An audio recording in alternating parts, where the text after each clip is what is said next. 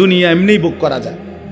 যে বুবা, দেখেন যে বুবা মানুষ, বুবা বাস্তবিক অর্থেই বুবা, সেও তো দুনিয়া ভোগ করে, করে না? সেও তো ভাত খায়, মাছ খায়, পেশাব করে, ঘুমায়, তারও তো বাচ্চা কাচ্চা হয়, হেতেও তো বিয়া করে। তাহলে দুনিয়া তো বুবায়ও ভোগ করে। তাহলে বোঝা গেল আল্লাহর কোরআন যেই জবান পড়তে পারে না, বাকি কথা এগুলো না কইলেও সে দুনিয়া ভোগ করতে পারত, দুনিয়া ভোগ করতে পারত। এই জন্য বন্ধু, দুনিয়া তো বেঈমানও ভোগ করে, দুনিয়া তো মূর্খও ভোগ করে, দুনিয়া তো বোবাও ভোগ করে, দুনিয়া তো জন্তু জানোয়ারও ভোগ করে। কিন্তু আখেরাত অনন্তকালের পরকাল, খোদার কসম, কোরআন ছাড়া, নামাজ ছাড়া, সেজদা ছাড়া, আল্লাহর হুকুম মানা ছাড়া আখেরাতার পরকালে চোখটা বন্ধ হলে কবর থেকে নিয়ে অনন্তকাল আর কোনোদিন কোনো নাফরমান বেঈমান পাপী এক ঢোক আর পানিও মিলবে না, এক লোকমা খাবারও মিলবে না। হ্যাঁ, দুনিয়া তো আজ এমনি মিলছে, ইমান না থাকলেও তো দুনিয়া মিলে। কাফের বেঈমানও তো দুনিয়া ভোগ করে মিয়া। অতএব এই আমার শেষ কথা, দয়া করে এটা ভাবতে শিখেন। আমার পরম শ্রদ্ধেয় হযরত মাওলানা মুফতি দ্বীন মোহাম্মদ আশরাফ সাহেব দামাত বারাকাতুহুমুল আলিয়া, তিনি এসেছেন, কথা বলবেন। আপনারা সবাই মনোযোগ দিয়ে বসেন। নওজোয়ান ছেলে, তোমরা উঠাউটি করো না বাবা, আল্লাহর দোহাই কেউ উঠাউটি করো না, মেহেরবানি করে, এটা অভদ্রতা। হুজুর কথা বলবেন, অল্প সময় দোয়া করবেন। তো আমার অনুরোধ রইল বাপ, ছেলেদেরকে বলি বাপ, রমজান মাস, অনেকের পড়ালেখার ব্যস্ততা, স্কুলের ব্যস্ততা কিছুটা কম হইতে পারে, অথবা ব্যস্ততা থাকলেও একটু সময় বের করে আল্লাহর কোরআন শিখার ফিকির করেন। বয়স্ক বাবারা যারা আছেন, চা দোকানে আড্ডা না দিয়ে কোরআন শিখেন। মা বোনদেরকে বলেন আল্লাহর কোরআন শিখতে, তাইলে রমজানের কদর হবে, রমজানের সম্মান জানানো হবে। কোরআনের মাসে কোরআনকে আমি স্বাগত জানাইলাম। আল্লাহর নবী সাল্লাল্লাহু আলাইহি সাল্লাম বলছেন, শেষ কথা হইল, নবীজি বলছেন, আল্লাযী ইয়াকরাউল কুরআনা ওয়া হুয়া মাহিরুন বিহি মা'আস সাফারাতিল কিরামিল বারারা। আল্লাহর নবী সাল্লাল্লাহু আলাইহি সাল্লাম বলেন যে বিশুদ্ধভাবে, সুন্দরভাবে আল্লাহর কোরআন পড়তে পারে, পড়তে থাকে, সে নেককার, পুত, পবিত্র, সম্মানিত ফেরেশতাদের সাথী হবে। আর ওয়াল্লাযী ইয়াকরাউল কুরআনা ওয়া হুয়া ইয়াতাতা'তাউ ফীহি ফালাহু আজরান। নবীজি কি সুন্দর কথা বলছে। নবীজি বলছে, আর যারা কোরআন পড়তে গিয়ে ঠেকে, মানে ঠেকা পড়ে, কষ্ট হয় বেচারা, নতুন শিখছে, নতুন শিখতেছে, ঠেকা ভাঙ্গা খুব কষ্ট করে পড়তেছে, শিখতেছে, আল্লাহর নবী বলেন ফালাহু আজরান, আমি নবী বললাম আমার সেই বান্দা, সেই উম্মতের জন্য প্রতি অক্ষরে অক্ষরে দ্বিগুণ নেকি, ডাবল নেকি দেওয়া হবে। এক তো কোরআন পড়লা, আর এক তো কষ্ট সত্ত্বেও কষ্ট করে উচ্চারণ করার চেষ্টা করলা। অতএব নতুন করে শিখে যদি কষ্ট করেন তা আপনি ঠকবেন না, বরং দ্বিগুণ নেকি পাবেন ইনশাআল্লাহ। এজন্য আমরা প্রত্যেকেই এবারে রমজানে চেষ্টা করেন আল্লাহর কোরআন শিখার। আল্লাহ আমাদেরকে তৌফিক দেন, কবুল করেন, আমিন। একটা জগ, বালতি, গ্লাস, এটা যদি উল্টা করে রাখে, তো এইবার এটার উপরে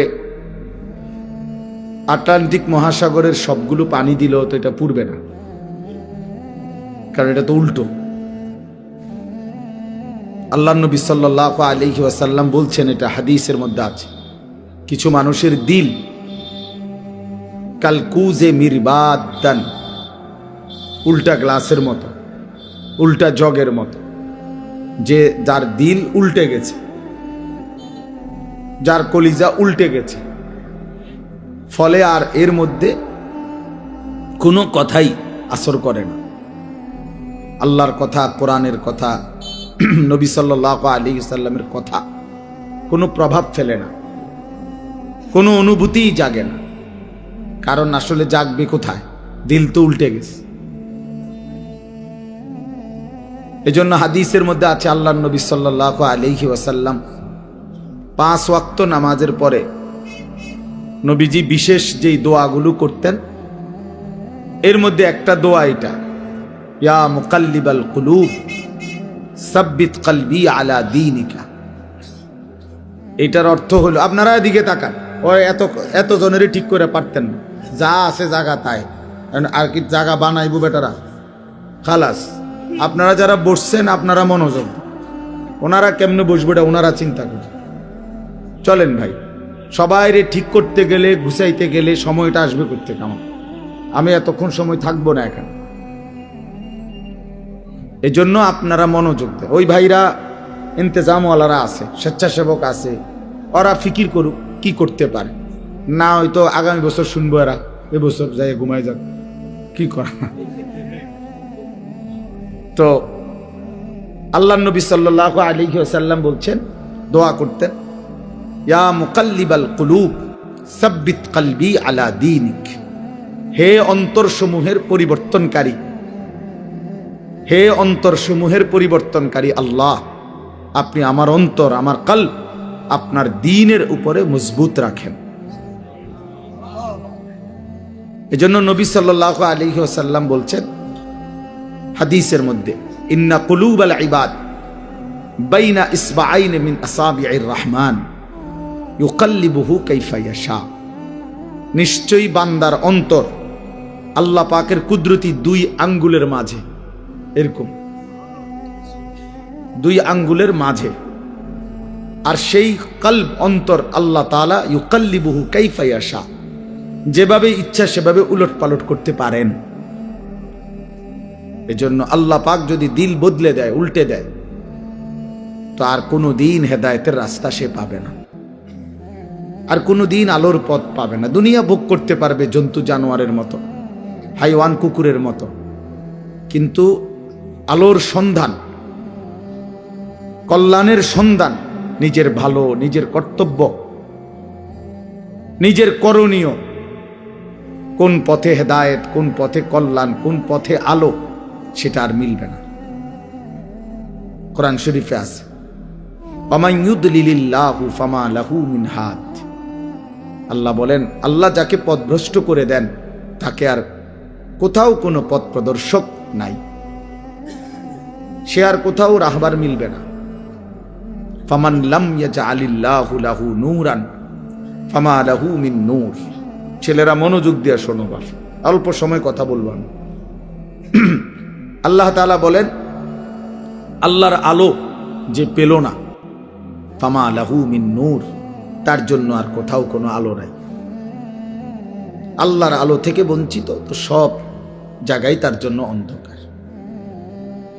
আল্লাহ তাআলা কোরআনুল কারীমের মধ্যে বলছেন, যারা নাফরমানি করছে তাদের সারা জিন্দিগির যাবতীয় কাজকর্ম কারামাদিন ইশতাদ্দাত বিহির রিহু ফি ইয়াউমিন আসিফ, ওই রকম ছাইয়ের স্তূপের মতো, যেখানে কোনো ব্যক্তি ছাই বোঝেন তো না, চুলার লাকড়ির ছালি আর কি, যে এই ছাইয়ের স্তূপ দিছে রাস্তার এখানে, মনে করেন অনেক ছাইয়ের স্তূপ, হঠাৎ করে একটা জোরে বাতাস আসছে, এক বাতাসে ছাই উড়ে ছিন্ন ভিন্ন হয়ে গেছে, আর কোনো নাম নিশানা নাই।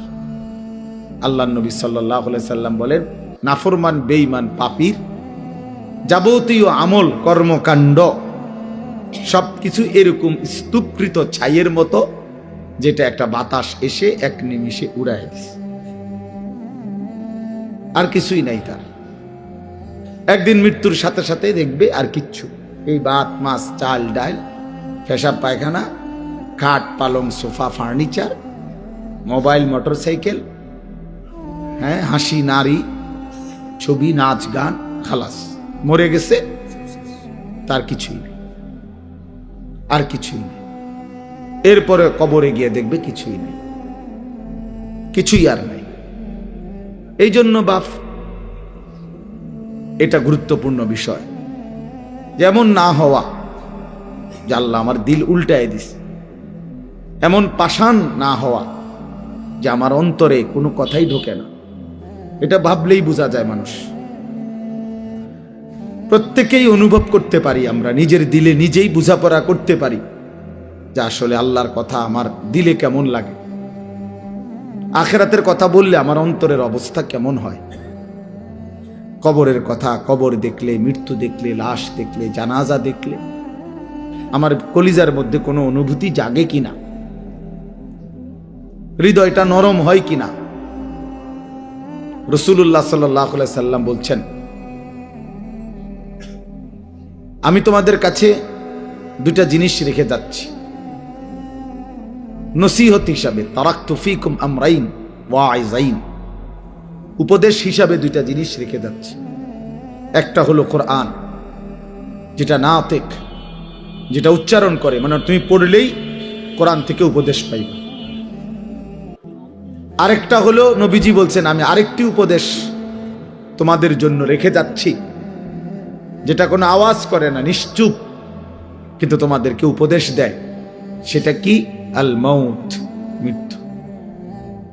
মৃত্যু, প্রতিটা মৃত্যু তোমাকে নসিহত করে যে এর পরের জানাজা আমার, এর পরের এলান হয়তো আমার, এর পরের ঘোষণা আমার।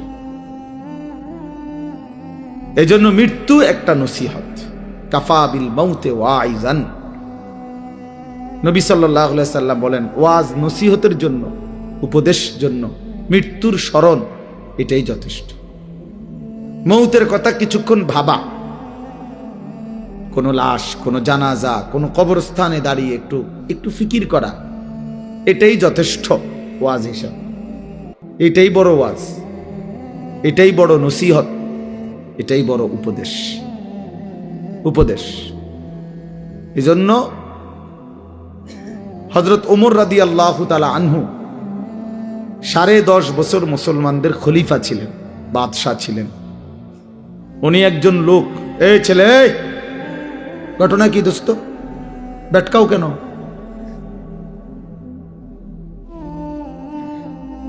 ফাজলামি করলে চলে যাও, আরো দুজন মানুষের জায়গা দাও, বেচারা কষ্ট করে দাঁড়ায় রইছে। কি ভাবছো দোস্ত? এর খামখেয়ালির জায়গা না। চেনো না আমারে? কোনো সময় দেখছো না? দুষ্টামি করো না, রসিকতা আমি পছন্দ করি না বাপ। তোমারে আমি তো এখতিয়ার দিছি যে তুমি চলে যাও, কোনো অসুবিধা কি আমার? আমি বাস্তবিক অর্থ শ্রোতা গুণী না, এটা সবাই জানে। আজকে 22 বছর 21 বছরের জীবনে আমি কম হোক বেশি হোক আমার এতে কোনো আপত্তি নেই, আসলেই না। আমি এটা কোনো বিষয় মনে করি না। জনপ্রিয় অজনপ্রিয় এটি কোনো কথা না, বুঝেন না? এটা কোনো কথা না। একারে 10 কোটি মানুষ আমার চিনছে, তো কি আমার কবর রাজাব মাপ? বুঝেন না আপনার কথা? তো আর কি, আরে চিনলেই কি আর না চিনলেই কি? আমার আল্লাহ আমারে মাফ করবে কিনা এটা হলো আমার চিন্তা। আপনি একারে সারা বাংলাদেশ আমার মাথা তালগি দিয়ে নিলে কি, এরপরে কি আমি কি হবে এতে? তাইলে এটা কোনো কথা না, এটা কোনো বিষয়ই না, এটা কোনো মূল বিষয় না। লোক হইছে, লোক হয় নাই, এইটা কোনো আলোচ্য বিষয় না। আল্লাহর কথা বলতে পারা এটাই সৌভাগ্য, শুনতে পারা এটাই সৌভাগ্য, আয়োজন করতে পারা এটাই সৌভাগ্য। কয়জনের জন্য কয়জনে শুনছি, কয়জনের বলছি, এত কিছু আমার দরকার। আল্লাহর কথা বলতে থাকা, যেখানে সুযোগ হয়, যতক্ষণ সুযোগ হয়, উপরে নিচে, এখানে সেখানে, দুয়ারে দুয়ারে বলতে থাকা। এবং আল্লাহর পথে যত ব্যথা, যত বেদনা, যত দুঃখ, যত অপমান, যত লাঞ্ছনা, সব সয়ে যাওয়া। कभी आरश पर, कभी फरश पर, कभी उनके दर, कभी दर बदर, गमे आशिकी तेरा शुक्रिया, मैं कहां कहां से गुजर गया। আল্লাহর পথে সব বেদনা, সব অপমান, আল্লাহ তবুও তোমার শুকরিয়া। তোমার কথা বলতে গিয়েই বেজ্জতি হয়েছে, অসুবিধা কি? গমে আশিকি তেরা শুকরিয়া, মাই কাহা কাহা সে গুজর গায়া। আমি কই থেকে কই ছুটে গেলাম, তোমার জন্যই ছুটলাম, তোমার জন্যই ছুটলাম, তোমার কথাই ফেরি করলাম, ফেরি করলাম। গতকালকেও আমি রাত্রে শেষ যখন বয়ান শেষ করছি, লাস্ট রাতের 1:20 বাজে, হ্যাঁ শুরু হয়েছে জোরের পর থেকে, কোথায় গেছি, কতক্ষণ করছি, কি